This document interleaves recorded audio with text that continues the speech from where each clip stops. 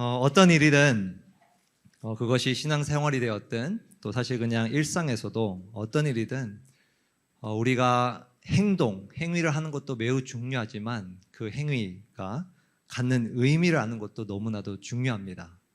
그 의미를 우리가 알고 하냐 혹은 또 모르고 하냐에 따라서 사실 그 행위가 정말로 유익할 수도 있고 아니면 하나의 짐이 될 수도 있는 것 같습니다. 이 부활절 날도 마찬가지인 것 같아요.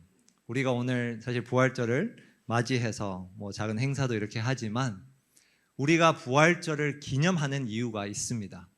그 의미를 우리가 알고 기념하느냐 아니면 모르고 기념하느냐는 너무나도 큰 차이를 불러일으킬 것입니다. 그런 측면에서 오늘 짧은 시간 동안 여러분들과 부활절에 대한 딱 두 가지의 의미를 좀 메시지로 나누고 싶습니다. 역사적인 관점에서 보면요, 신앙을 떠나서 그저 역사적인 관점에서만 보더라도 사실 예수라는 존재를 부인하기는 어려울 겁니다. 객관적으로 역사적인 자료만 보더라도 예수라는 사람이 2000년 전에 존재했고 십자가에서 처형을 당했다는 사실은 다들 인정을 할 것입니다. 우리는 자라오면서, 특히 교회에서 자라오면서는 예수님이 여러분들의 죄를 위해서 죽으셨어요 라는 이야기를 많이 듣고 자랐을 거예요. 그리고 이맘때쯤 되면 그 이야기를 정말 귀가 아프도록 들었겠죠. 자, 그런데 역사적인 관점에서만 보면 예수님이 왜 십자가에서 죽으셨을까요? 왜 십자가 처형을 받으셨을까요? 우리가 방금 읽은 그 본문은 역사적인 관점에서 예수님께서 죽으신 이유를 알려주고 있습니다. 오늘 본문은 예수님이 받으신 두 가지의 재판을 소개하면서 그 두 가지의 재판에서 어떠한 선고를 받으셔서 십자가에 돌아가셨다라는 것을 알려주고 계신 거예요. 오늘 본문 66절을 다시 한번 보시면요, 제가 읽진 않겠지만 한번 보시면 그때 유대 종교 지도자들이 다 모여서 예수님을 끌고 와 앉히고는 재판을 벌입니다. 그런데 그 재판의 핵심은 이거예요. 67절에 보시면 네가 그리스도이거든 우리에게 말하라. 물어보는 거예요. 네가 그리스도이거든 우리에게 말하라.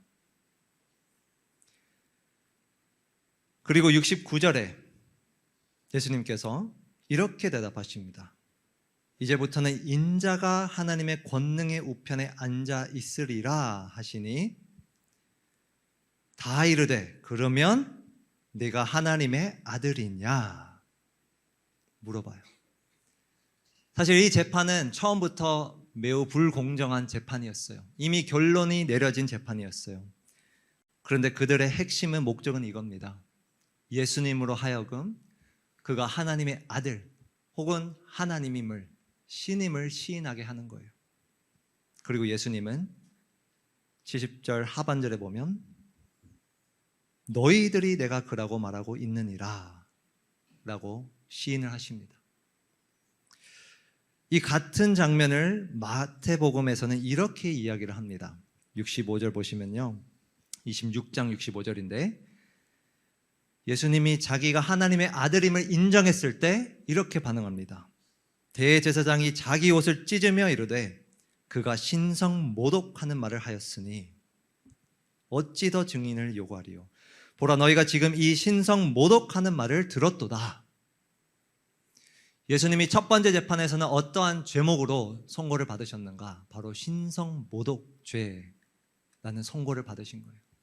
역사적인 관점에서만 보면 신성모독죄. 그 결과 그 죄값은 무엇인가? 66절에 보시면 너희 생각은 어떠하냐 대답하여 이르되 그는 사형에 해당하니라. 그때 당시에 유대교법에 따르면 신성모독죄는 자기가 하나님이라고 주장하는 것은 사형에 해당했어요. 사형. 예수님은 마땅히 그 법에 따라 사형을 당하셨으면 했습니다. 자, 그런데 그때 당시에 유대교 종교 지도자들은 사형을 선고할 수는 있었지만 집행은 할 수가 없었어요. 그들에겐 그런 권력이 없었어요. 왜? 그 나라가 지금 로마 제국의 속국이었기 때문에. 처형을 집행할 수 있는 것은 오직 로마 제국의 권한에서만 가능했어요. 그래서 이들이 어떻게 했는가? 머리를 썼어요. 우리는 선고는 할 수 있지만 사형할 수가 없으니 로마 재판에 이제 예수님을 넘겨서 예수님이 사형에 해당하는 죄목으로 선고받을 수 있도록 고발한 겁니다. 어떻게 고발했는가? 바로 반란죄가 적용되도록 고발을 한 거예요. 그것이 오늘 본문 23장부터 나옵니다. 무리가 다 일어나 예수를 빌라도에게 끌고 가서 로마 재판에 넘긴 거예요.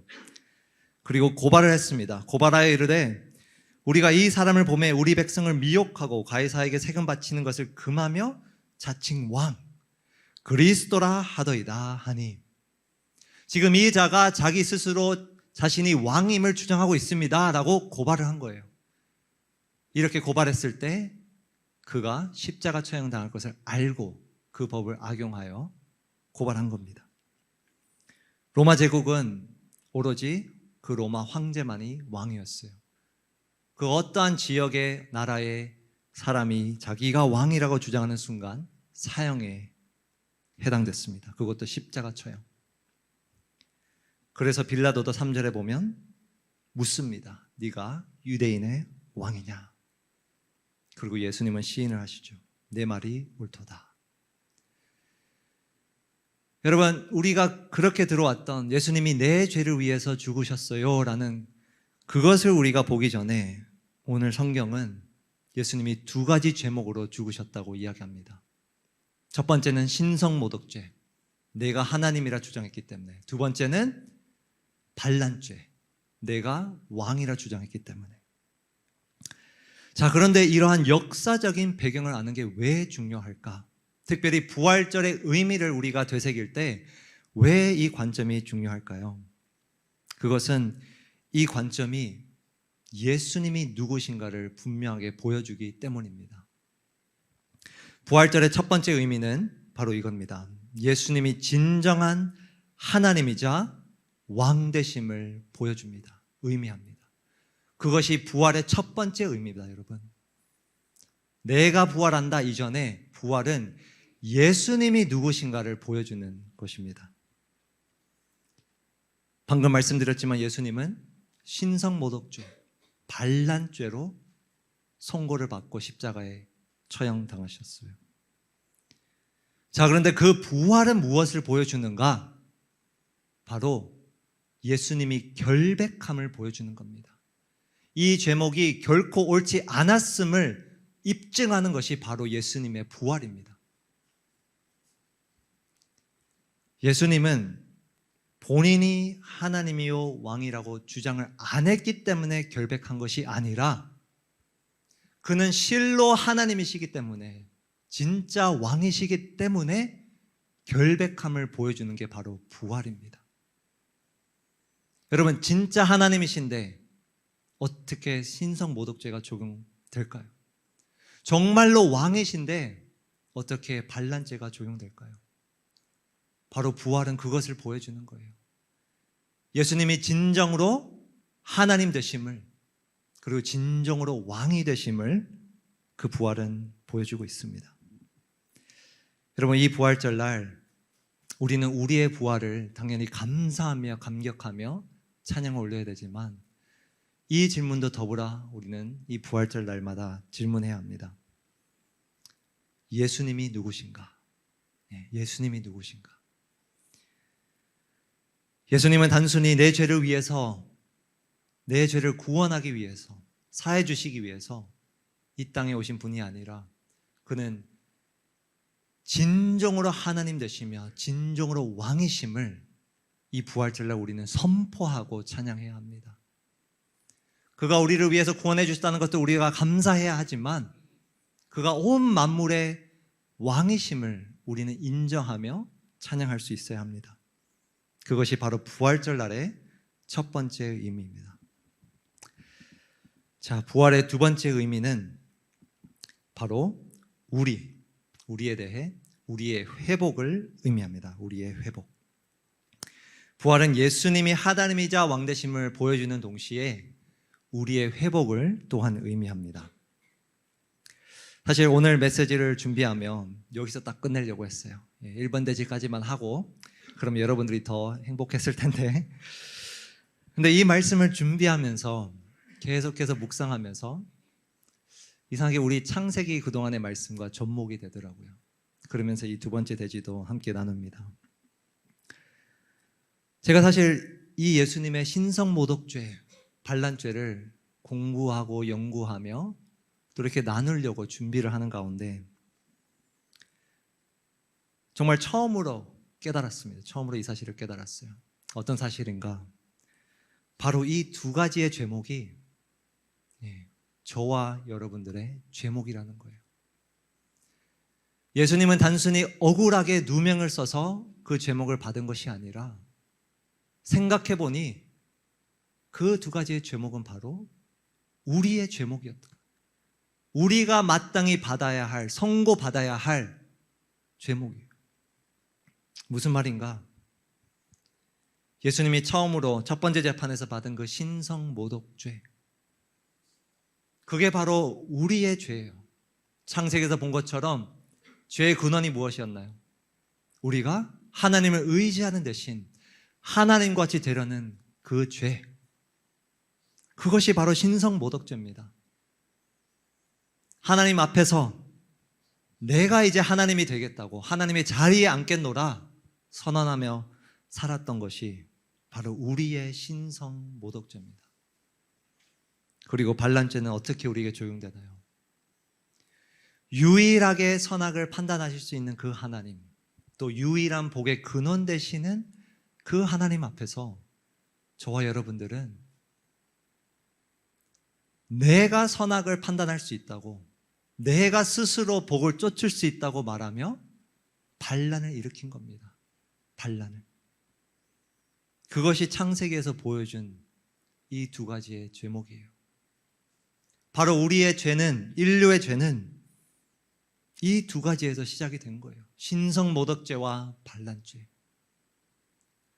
우리가 마땅히 받았어야 할 그 선고, 그 죄목, 예수님이 바로 그 두 가지의 죄를 안고 십자가로 나아가신 겁니다. 여러분, 그런 차원에서 볼 때 부활은 우리에게 어떠한 의미인가? 예수님께서는 부활하심으로 내가 진정한 하나님이요 왕이다 선포하는 동시에 우리더러 이제는 회복하라고, 그 죄목에서 나와서 신성모독죄와 반란죄에서 이제 벗어나 다시금 하나님의 형상으로, 하나님의 복의 통로로 살아가도록 회복시켜 주신 겁니다. 그것이 바로 부활의 의미예요. 부활은 단순히 예수님이 다시 오실 그날 미래의 몸의 부활만 이야기하는 것이 아니라 지금 현재 내가 예수님을 내 구원자로 믿고 난 이후 내가 하나님의 형상으로 회복하는, 하나님의 복의 통로로 회복하는 의미입니다. 저는 저와 여러분들이 부활절을 맞이하여 이 두 가지 의미를 정말 마음에 깊이 새기기를 원합니다. 정말 나에게 예수님은 누구신가를 우리가 부활절 날마다 돌아보면 좋겠고요. 또 한 가지는 내가 정말 하나님의 형상으로 또 복의 통로로 살아가고 있는가를 우리가 늘 돌아볼 수 있기를 원합니다. 정말 그래서 부활절마다, 매해 찾아오는 이 날마다 우리가 그러한 의미에서 기념하고 기뻐하고 찬양하는 우리 모든 청년부가 되기를 소망합니다. 이 시간 우리 한번 기도하면 좋겠는데요. 이 시간 짧게 좀 먼저 우리가 좀 스스로를 돌아보며 이 시간 조용히 기도하면 좋겠습니다. 정말 여러분들에게 예수님은 누구신가를 돌아보며 그 부활 속에서 이미 선포되고 있는 하나님이신 예수님, 왕이신 예수님을 우리가 기도로 고백하기를 원합니다. 또한 혹여나 지금까지 잠시 무너진 내 삶 속에 정말 이 회복의 메시지가 우리 가운데 들어오기를 원합니다. 정말로 이 부활절을 맞이해서 예수님께서 바로 나의 신성모독죄와 나의 반란죄로 돌아가셨음을 고백하며 우리가 회복되도록 부활하신 그 예수님을 바라보며 우리의 회복을 위해서도 이 시간 함께 기도하겠습니다. 함께 기도합시다. 하나님 아버지, 예수 그리스도는 우리의 왕이요 우리의 하나님임을 우리가 정말 중심 가운데 선포할 수 있기를 소원합니다. 정말로 그의 신성모독죄 반란죄가 결코 이제 사실이 아님을, 그는 결백했음을, 그는 진정으로 하나님이여 왕이 되었음을 그의 부활로 선포하였는데, 이 부활절을 우리 또한 그렇게 선포할 수 있기를 원합니다. 예수님은 정말 나의 하나님이여 나의 왕임을 선포하며 나아가도록 주님 축복해 주시옵소서. 또한 이 부활절날 우리를 회복해 하신 그 은혜를 우리가 붙들기를 원합니다. 단순히 먼 미래의 몸의 부활이 아니오 정말 지금 이 순간 우리를 회복해 하시는 그 은혜를 우리가 붙들고 나아갈 수 있기를 인도해 주시옵소서. 정말 무너졌던 나의 삶, 정말 신성모독죄와 반란죄 가운데 살아가는 이 삶 가운데 정말 회복하기를 원하시는 그 그리스도의 은혜와 능력을 우리가 경험케 해주시고, 그러함으로 말미암아 다시금 하나님의 형상으로 복의 통로로 살아갈 수 있도록 이 부활절날 우리를 축복해 주시기를 간절히 소망합니다. 그렇게 우리의 남은 시간도 주님 허락해 주시고 우리 모든 교제와 또 우리가 함께하는 그 모든 시간 그렇게 서로를 기뻐하며 서로를 축복하며 나아갈 수 있도록 이 남은 하루 주님 인도해 주옵소서. 축복하여 주옵소서. 하나님 아버지, 오늘 이 2022년 부활절을 맞이해서 예수님이 왜 돌아가셨는가를 말씀을 통해 다시 한번 우리가 봅니다.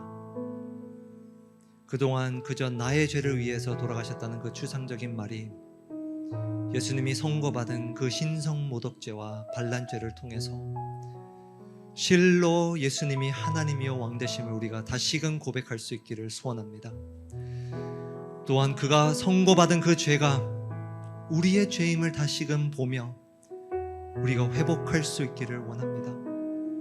단순히 먼 미래의 부활만 우리가 소망하며 바라보며 나아가는 것이 아니라 지금 이 순간 오늘 우리에게 이미 회복해 하는 그 능력을 주셨음을, 통로를 열어줬음을 우리가 보게 하여 주시고, 다시금 무너진 우리의 삶을 뒤로 하고 다시금 일어서서 정말로 하나님의 형상으로 복의 통로로 살아갈 수 있도록 이 부활절날 크나큰 주님의 은혜를 허락하여 주옵소서.